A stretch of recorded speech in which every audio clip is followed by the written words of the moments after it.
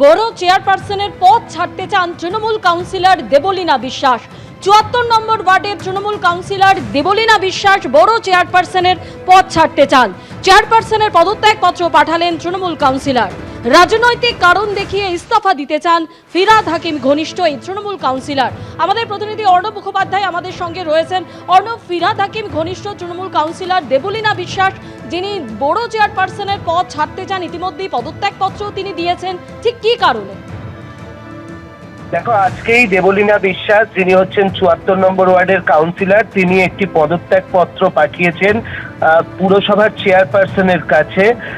সেটা হচ্ছে যেটা পুরসভার চেয়ারপারসনের কাছে তিনি পাঠিয়েছেন যে মাননীয় চেয়ারপারসন কলকাতা পৌরসভা, সেখানে বড় নয়ের চেয়ারপারসন পদ থেকে পদত্যাগপত্র এটা লেখা রয়েছে বিষয় হিসেবে, এবং সেখানে লেখা রয়েছে যে তিনি পৌরমাতা হিসেবে কাজ করবেন, কিন্তু চেয়ারপারসন হিসেবে ৯ নম্বর বড় চেয়ারপারসন হিসেবে তিনি পদত্যাগপত্র পাঠালেন এবং সেটা যেন গ্রহণ করা হয় এই মর্মে দেবলীনা বিশ্বাস তিনি কিন্তু চিঠি পাঠিয়েছেন এবং সেই চিঠি পাঠানো হয়েছে। যদিও চিঠি আজকে গ্রহণ করা হয়নি একটাই কারণে, যে চেয়ারপারসন যিনি রয়েছেন মালা রায়, তার যে ঘর, সেই ঘর আজকে যখন পাঠিয়েছিলেন বোর্ড চেয়ারপারসন, তখন মালা রায় অর্থাৎ পুরসভার যিনি চেয়ারপারসন তার ঘর বন্ধ হয়ে গিয়েছিল, সেই কারণে চিঠিটা গৃহীত হয়নি। কিন্তু দেবলীনা বিশ্বাস তিনি এই চিঠি পাঠিয়েছেন এবং তিনি জানাচ্ছেন সম্পূর্ণ রাজনৈতিক কারণেই তিনি এই পদত্যাগপত্রটা পাঠালেন।